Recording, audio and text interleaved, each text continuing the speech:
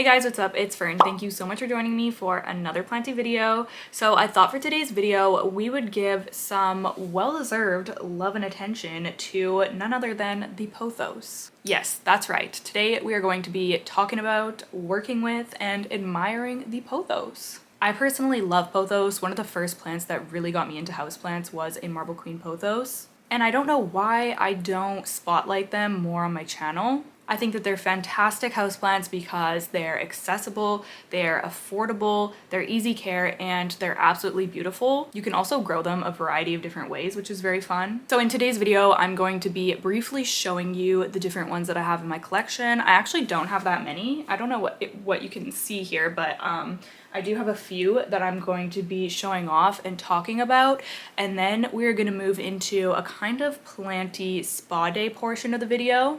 We're going to be washing off these plants, watering them. Some of them are very thirsty. A couple of them, actually, you can see she's quite droopy. I'm going to be removing any leaves that need to be removed and just generally giving them some TLC. So if that sounds great to you, then just keep on watching. But first, I'm going to give a huge shout out to today's sponsor. Today's video is kindly sponsored by one of my favorite brands, and that is Native. I've been using their deodorants for years. I absolutely love them, but over the past few months, I have also started using their body wash line, which I am loving. For me, when I'm shopping for personal care items, the most important things for me are clean and simple ingredients, and also that the product is vegan and cruelty-free. Native definitely checks those boxes for me, while also creating a luxurious and very enjoyable shower routine experience. These lather really well, even though they don't have any sulfates. They're made with plant-based ingredients and they don't leave a film or anything weird on your skin. I am actually very extra and have all three of these in my shower currently, and I kind of pick which scent I want based on my mood for the day. So the ones that I currently have on rotation are, of course, lavender and rose. This is one of my staples, also for their deodorant range. Sea salt and cedar, a very fresh kind of like wake you up in the morning type of scent as well. And also the wildwood and cardamom. This was from their fall collection, but they now have their holiday naughty and nice collection, and everything sounds just so divine from that. They have scents like fresh mistletoe, candy cane, and also one called Yule log, which is very woodsy. It sounds very up my alley. If you would like to pick up any body washes for yourself, I have a deal for you. 3 body washes are normally $27, but with my code WILDFERN8, you can get them for $17, which is a 40% savings. If you're interested in their other products, you can also use that code to get 20% off of their deodorants and lotions. Everything will be linked down below in the description box for you, of course. Thank you so much to Native for sponsoring this portion of the video. Okay, so now I'm going to talk about my lovely pothos. So I guess I'm going to start off with the first one because this is the OG, and if you've been on my channel for a while, then you know that this is Greta. Very thirsty right now, so she's quite droopy, but you know, that's why we're doing this little spa day. So this came from my original pothos that I have had for like 10 years. So I took a cutting. It was a massive plant. I chopped up the whole thing. I actually have a whole video doing that. The leaves were honestly like this big, like she was quite mature. Chopped her all up, and then I moved. She was just too big to, you know, come with me on my move and everything. And the top of the pot was very, very sparse. It was just like thick woody vines. So yeah, it was just, I just wanted to restart her. So I took a cutting, and here we are. I actually don't have her in very bright light at all, so she's more of like, she has more of a minty variegation, but I actually really enjoy it. It reminds me of the variegated Heteroecium philodendron. Like, look how pretty that is. It's very like, yeah, just minty, a light green. If I were to put her in higher light, then I would be getting some of that white variegation back. But like I said, I just really like this, so that's why I haven't done that. But yeah, despite not being in super bright light, oh, I've got a new leaf coming in right here. Despite not being in super bright light, she still grows pretty well. I've got a couple, well, there's one main vine, and then there's just a couple of separate vines coming off of that. As you can see, she's just in this clear pot. This gets super dry and I tend to wait too long between waterings, as you can tell. So I think today I might actually do a little bottom watering soak so that she can hang out for a while and kind of absorb all the water that she needs. But yeah, that is my Marble Queen Pothos. I think next I'm actually going to talk about my Manjula. This is a very new plant to my collection. I just got this a few months ago and I just potted it up like maybe 1 month ago, I would guess, but it's very well rooted in here already. Like, look at that root system. And this is what she looks like. Now, this was a plant that was never really on my radar, but seeing it in person, I do think that it's very beautiful. And my favorite thing about this plant, because this has, you know, the dark green and the cream variegation, kind of a similar color scheme to the Marble Queen, so I just never really felt like I needed the Manjula in my collection.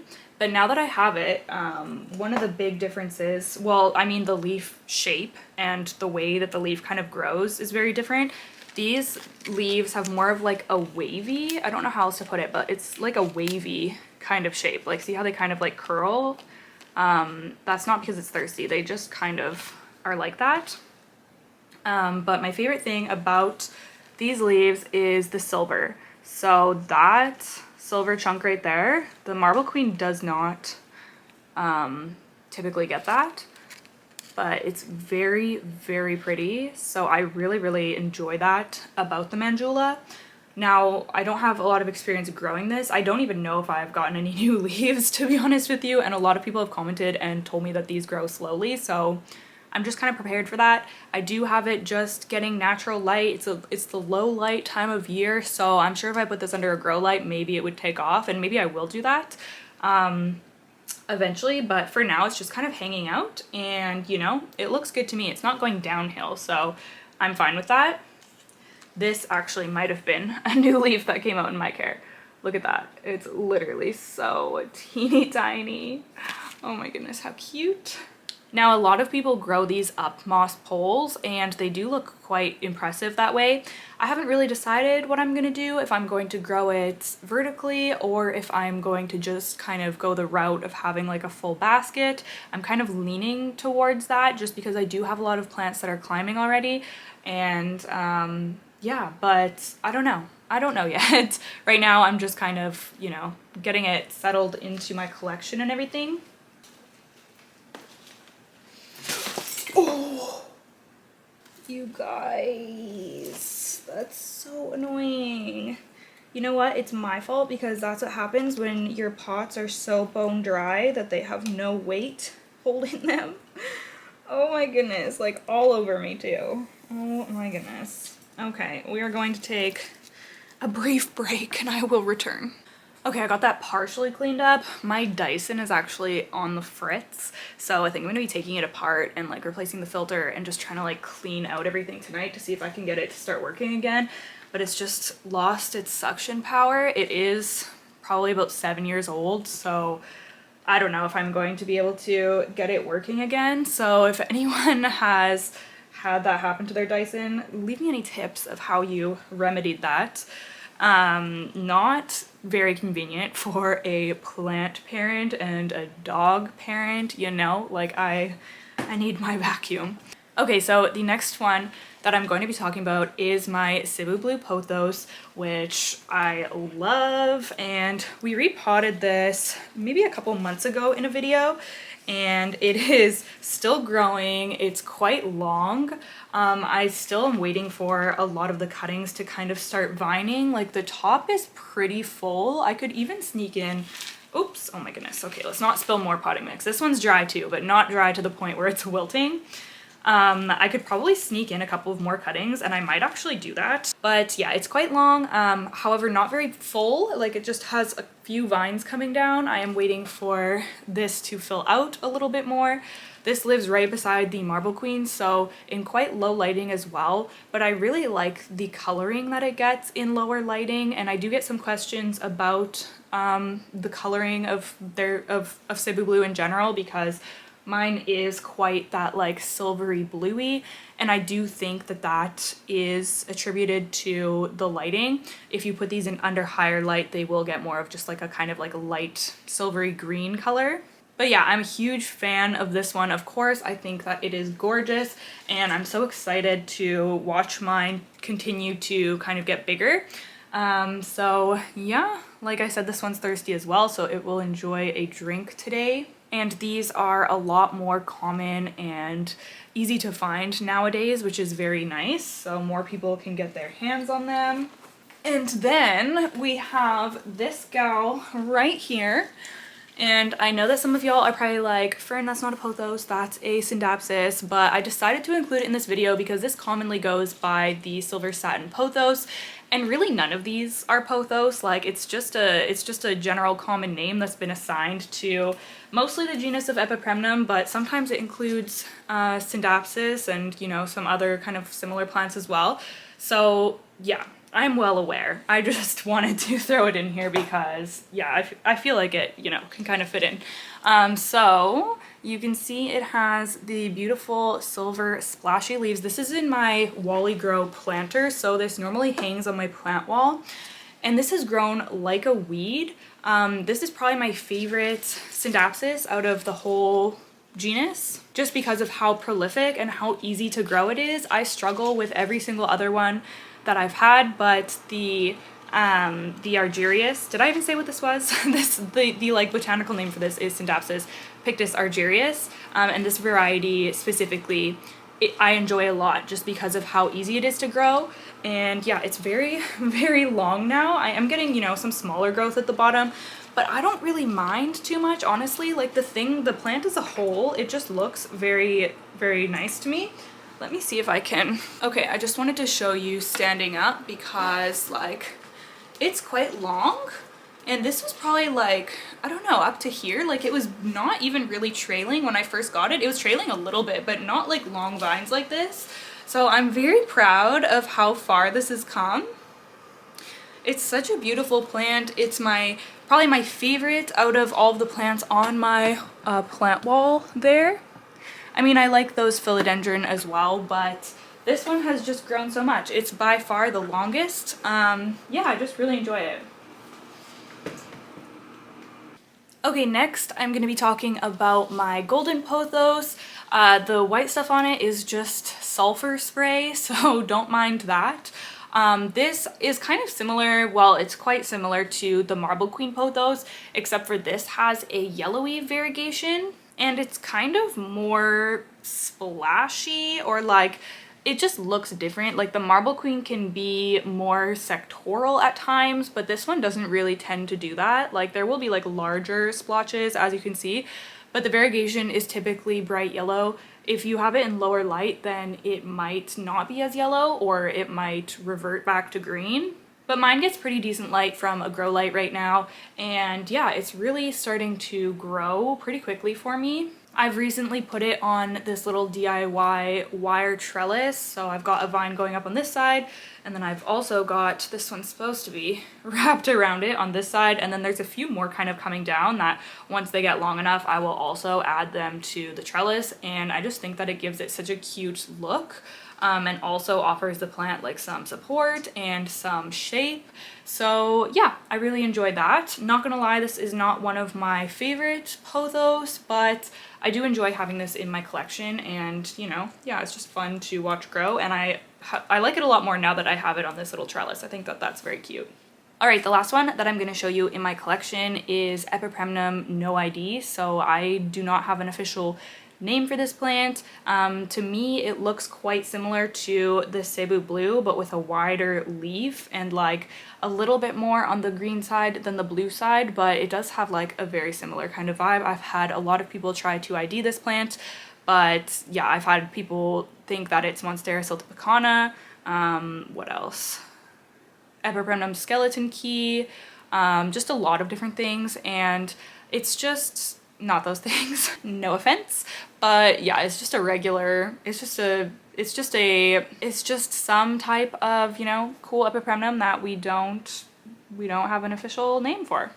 Anyways, I really, really like it, and this guy in particular can fenestrate at a younger age. So this actually, the original plant that I had completely rotted on me, and I've grown this back from wet sticks and small cuttings. So yeah, I just have this small little plant right now, but it used to be bigger. However, I'm very happy that it's starting to come back for me, and it's like rooting really well in there. So yeah, I'm excited to watch this grow, and yeah, I think it would, you know, really show, I think it would show it off more if I had it on a pole climbing, so I might do that. And I also have another different Epipremnum No ID, which is quite similar to this one, but with a thinner leaf. That one's covered in sulfur, and it's like buried in my other plants, so I'm just not going to show that one in this video because I don't really have anything to do to it during this little spa day. So yeah, we're just gonna be working with the ones that I have on my desk here. And I guess it's time to hop into that portion, so let's go ahead and give these plants some love. Okay, so I think I'm first going to be working with the ones that are the thirstiest, just to kind of get them sorted. So the first thing that I'm going to be doing is just removing any dead leaves that I find in the pot. I don't think there's too many, but there are a few, so I just like to break them off or pull them out if they will come out that way. You can use scissors, but yeah, to me, this is like the easier way. They're just mostly older leaves at the top here. There's actually quite a few in this one, but it's just like natural dying off of the older leaves, so it's not concerning.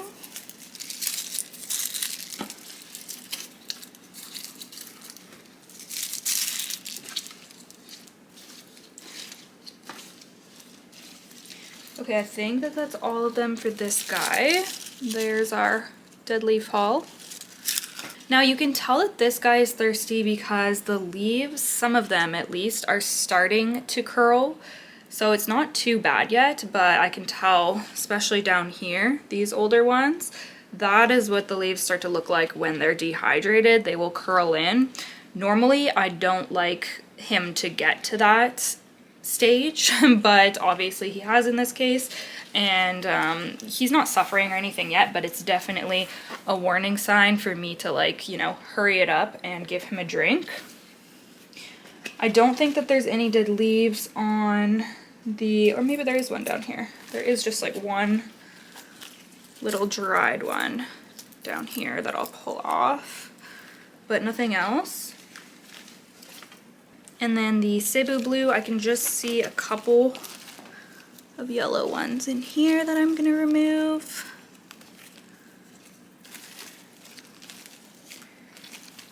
Maybe just the one. That's pretty good. Alright, so for the Marble Queen, because I knocked it over and it lost a bunch of potting mix from the pot, I'm just going to go ahead and add a little scoop so that we can kind of fill it up again. The poor thing. Because I don't want these roots to just be exposed.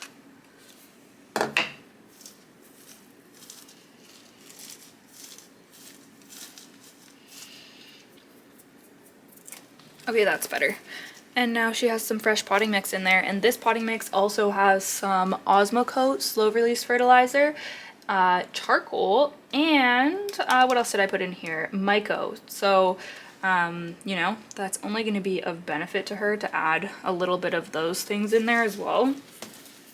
Okay, so next I'm going to be going in with my soil treatment. I'm going to be using the Sacred Elements Sacred Soil Tonic, I believe. Yes.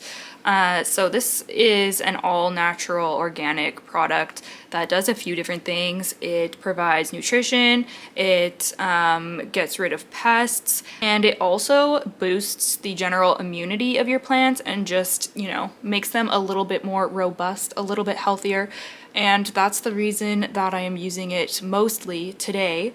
I mean, I appreciate all of the benefits that it has, but my plants, if you've been following my channel, then you know I'm dealing with a lot of pest situations, and I'm just coming out of a period of a little bit of neglect where I was doing a lot of underwatering and things like that, which is, you know, exacerbating my pest situation. So my plants are just having a bit of a rough time right now. So when I do have a little bit of extra time to really focus on my plants and give them a kind of like spa day like we're doing today, I like to go in with something like this. So that is what I'm going to be doing. I will link this below if you are interested. I've been using these products for quite some time now and I really like them.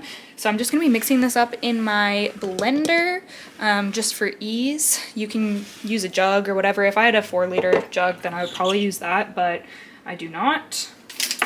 So I think that I need 1 teaspoon for this amount. Ooh.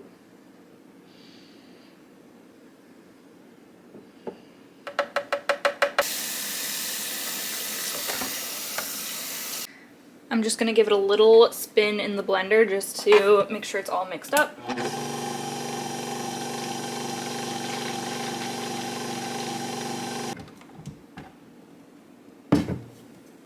Okay, so I, A, don't want to waste any of this, and B, wanted to give these plants some extra time to kind of make sure that they suck up all the water that they need, especially this marble queen. So I'm just gonna go ahead and use this glass container to kind of bottom water. I'm gonna do a top water and a bottom water. I'm gonna pour it through and then just leave her in there for a while.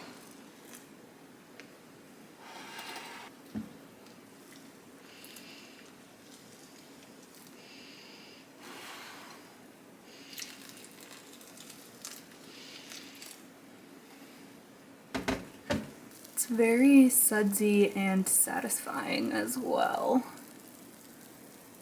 Okay, I think that's enough in there, so we're just gonna kind of let her be. After I water these plants with this concoction, I am going to be letting them kind of drain in the shower, and I do want to use the shower to wash off their vines, but for now I'm just gonna let her absorb that. Okay, I'm using a different glass dish for this one, so I'm just gonna do the same thing for the Cebu Blue.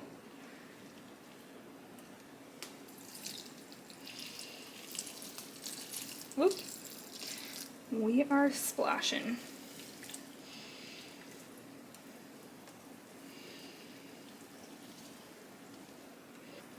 Okay, it's coming out of the bottom, so that's good.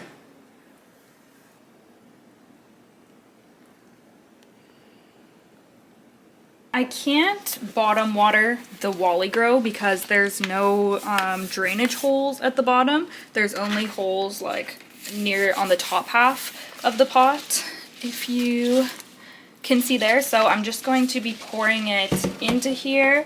I just made a fresh batch, and I also just wanted to say that if you don't have a product like this, which I'm sure, you know, a lot of people don't, that you could totally do this exact same thing just with a nice fertilizer or even just with water, you know? I always feel like just bottom watering in general is just a little extra special attention for my plants because it allows them the time to really absorb everything that they need rather than just being flushed through, and that being it. There could still be like dry pockets in the pot and everything, so all the fancy products and everything aren't necessary, and I don't want people to feel like they can't do this if they don't have these products. These are just things that I use when I'm feeling like I want to give my plants a little bit of extra care. So that's what I'm doing, but yeah, I just wanted to say that. So let's go ahead, and I'm just gonna kind of slowly do this one.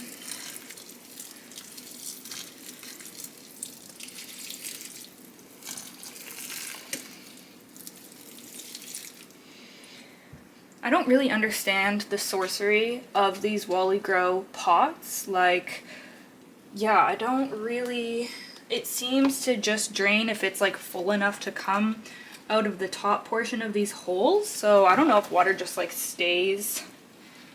I honestly don't know. I've had these for a while and I love them, but I don't really understand them, to be honest. Obviously this plant is loving them as well, so I'm just not even gonna question it.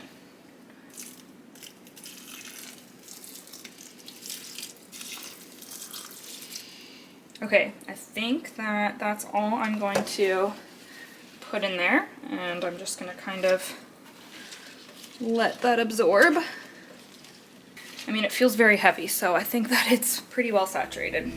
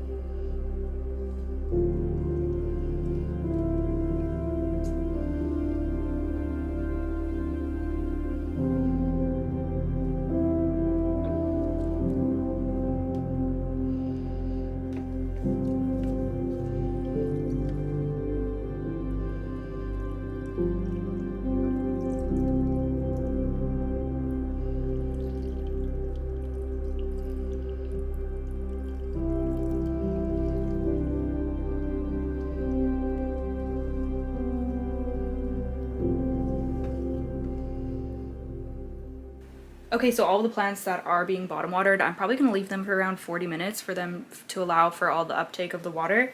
But in the meantime, I have this guy. This is the only one that I showed you earlier that is not currently thirsty. I just watered this a couple of days ago. But he does have like these weird, all of these weird dead vines sticking out just from propagating. So I'm going to take a clean pair of snippers and just cut all of those off just for aesthetic reasons. I just think it'll look a little bit nicer. So that's what I'm going to be doing for him. Otherwise, he looks really good, like really shiny and healthy. Like I don't really think he needs much. So yeah, just clean him up a little bit. Okay, I'm just going to go in and cut him off. I'm obviously not going to cut off anything that has like a growth point coming from it, but just all the dead pieces of vine, not dead, but the parts that I know aren't going to grow anything, I will remove.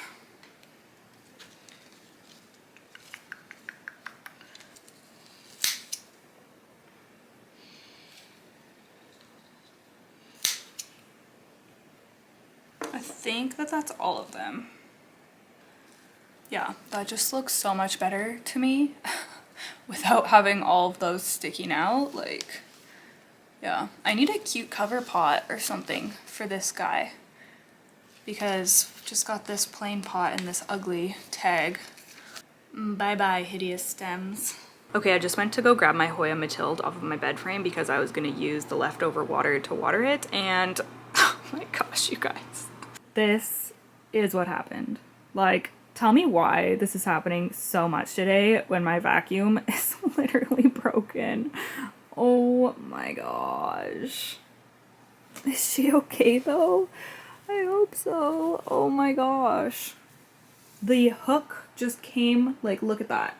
It just like unhooked from the pot. Okay, it's actually been, I think, like over an hour. I just took Olive out and everything, so it's time to move the plants into the shower. I'm gonna let them drain in there, and I'm also going to shower off their vines, so I'm gonna go do that.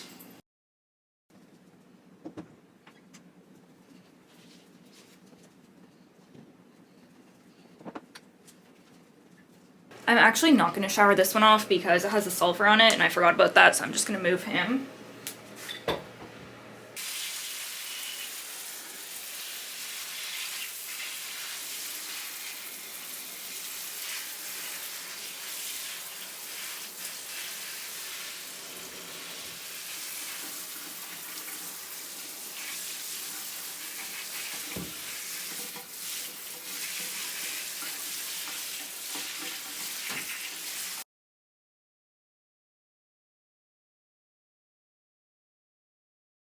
Alright, that's going to be it for today's video. I hope that you all enjoyed seeing and caring for my lovely little Pothos collection.